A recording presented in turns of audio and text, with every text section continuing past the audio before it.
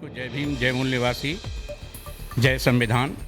आज जो कार्यक्रम आयोजित किया गया है वो people's party of India democratic अर्थात लोकतांत्रिक के आधार पे हमने ये मीटिंग बुलाई थी, जिसमें हमारे राष्ट्रीय अध्यक्ष मूल निवासी बी.डी. बोरकर जी ने अपने वक्तव्य से लोगों को आगे संभावी जो 2022 के चुनाव में क्या गतिविधियां रहेंगी, कैसे हमारे पार्टी को सत्ता में लाया जाएगा, उनके हक और अधिकार के लिए हम लोग दृढ़ संकल्प हैं। और इसी के संबंध में ये पार्टी ये जन जन तक अपनी संदेश दे रही है कि जो लोकतांत्रिक मूल्यों पर जो हमारे संविधान में निहित हैं उनके अनुसार ये कार्य कर रही है। और इसमें अन्य पार्टियों की तरीके से वो पार्टियां भले ही हमारी स्थानीय हों या राष्ट्रीय लेवल की हों, उसमें हमारे हित नहीं हैं। और ये पार्टी इसके लिए दृढ़ संकल्प है और हम आगे चुनाव के लिए पूरी तरीके से तैयारी कर रहे हैं और पूरे अपने प्रदेश में सभी सीटों पर अपने उम्मीदवारों को खड़ा करने की कोशिश करेंगे और हर तरीके से उनके लिए हम कार्य करेंगे। और हम ये जन जन तक संदेश दे रहे हैं। माननीय बी.डी. बोरकर जी पूरे देश में इस समय इवन दो उनकी उम्र काफ़ी हो चुकी है, लेकिन फिर भी इस पार्टी के लिए समर्पित वो गांव-गांव तक, तहसील लेवल तक हर तरीके से, चाहे छोटा आयोजन हो चाहे बड़ा आयोजन हो, इसलिए वो आज इस हमारी लखनऊ की इस ज़मीन पर आए हैं और उन्होंने बहुत सी जगह हमारे पूरे उत्तर प्रदेश में भ्रमण किया है और जन जन तक अपनी बात रखी है, बताई है।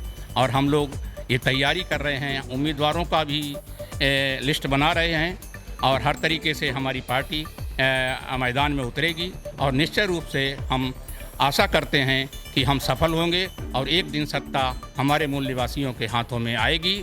उस समय हम अपने देश के भाई बहनों के लिए हक और अधिकार के कानून बनाएंगे, जिनसे उनकी संपन्नता और सभी चीज़ें हासिल होंगी, रोज़गार मिलेंगे। ये हमारे जो निजीकरण जो संस्थाओं का हो गया है उसकी बहाली करी जाएगी।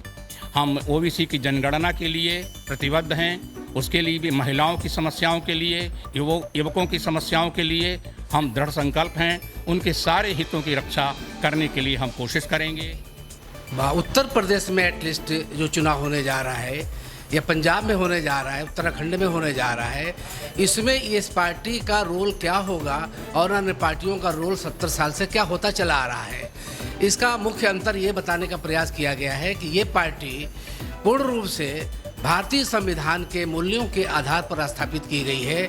संवैधानिक जो भी दायरा है उसके अनुसार ही सिर्फ है कार्य, इसके अलावा कोई और प्रकार के बातें नहीं होनी है।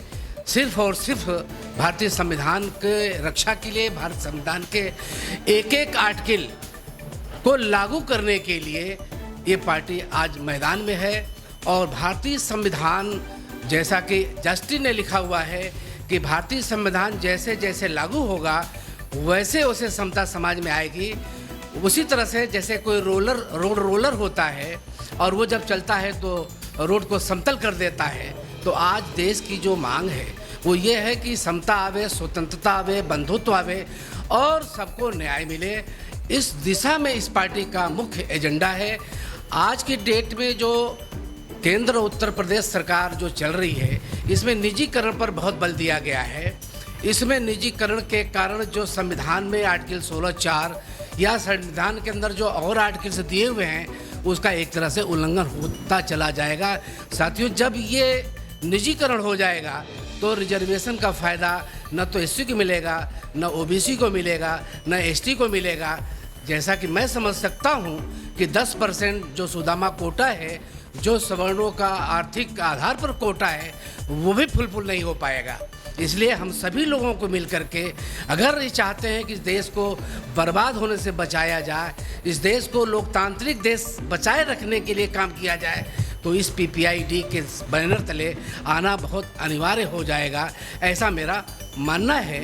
और आशाएं नहीं, हमको पूरा विश्वास है, एक भारतीय जनता, उत्तर प्रदेश की जनता इस बात को समझेगी कि अब तक जितने पार्टियों ने छलावा दिया हुआ है उस छलावा से मुक्ति मिलेगी और निश्चित तौर से समता, स्वतंत्रता और बंधुत्व भारतीय संविधान के अनुसार इस्टेब्लिश होगा, लागू होगा। आज की डेट में जो प्रदेश या देश की कंडीशंस हैं, जिस तरह से कॉन्स्टिट्यूशनल स्ट्रक्चर फ्लॉप होने के कगार पर है और किसी भी डेमोक्रेटिक जो भी इंस्टीट्यूशंस हैं, may be supreme court, may be other courts, जो कि कॉन्स्टिट्यूशनल दायरे में काम नहीं कर पा रहे हैं, सभी किसी न किसी दबाव में काम कर रहे हैं। और यहाँ तक कि बहुत सी और भी बुनियादी समस्याएं हैं, जैसे कि भाई कि जजों का चयन कैसे हो, क्या हो, ये सब फेल कर रहा है, जिससे कि ये जिस उद्देश्य से कॉन्स्टिट्यूशन बनाया गया था हर तरह की इक्वलिटी के लिए, may be social, may be political, may be any type of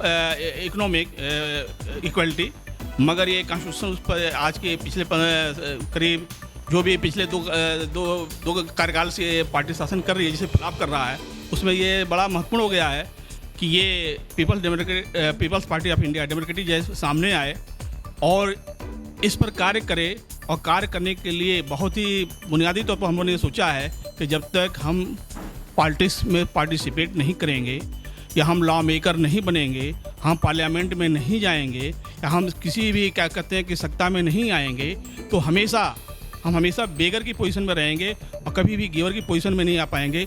इसलिए इस पार्टी का बात बहुत बन जाता है कि पूरे देश में चाहे किसी असेंबली का चुनाव हो, चाहे पार्लियामेंट का चुनाव, पार्टिसिपेट करे और बाबा साहब के सपनों का भारत बनाए, जिसके लिए वाम से चाहे मूल निवासी संगठन लगातार कार्यरत है। आज 70 सालों से कांग्रेस और भाजपा की सरकार रही, लेकिन अभी तक जो संविधान का नीति निर्देशक तत्व है वो कोई भी सरकार लागू नहीं किया। मतलब कि जब तक संविधान का जो नीति निर्देशक तत्व है ईमानदारी से कोई भी सरकार अगर लागू नहीं करती है, तब तक हमारे समूचे जो भारतवासी हैं, भारत के नागरिक हैं, उनको वो अपने हक अधिकार से वंचित रह जाएंगे। क्योंकि संविधान ने ऐसी व्यवस्था किया है कि सभी लोग सामाजिक रूप से सामान्य हैं और आर्थिक रूप से और राजनीतिक रूप से भी सामान्य हैं। सभी लोगों को आर्थिक और राजनीतिक और समानता और सामाजिक समानता होना चाहिए। इस संविधान हमारा इस व्यवस्था से चलता है।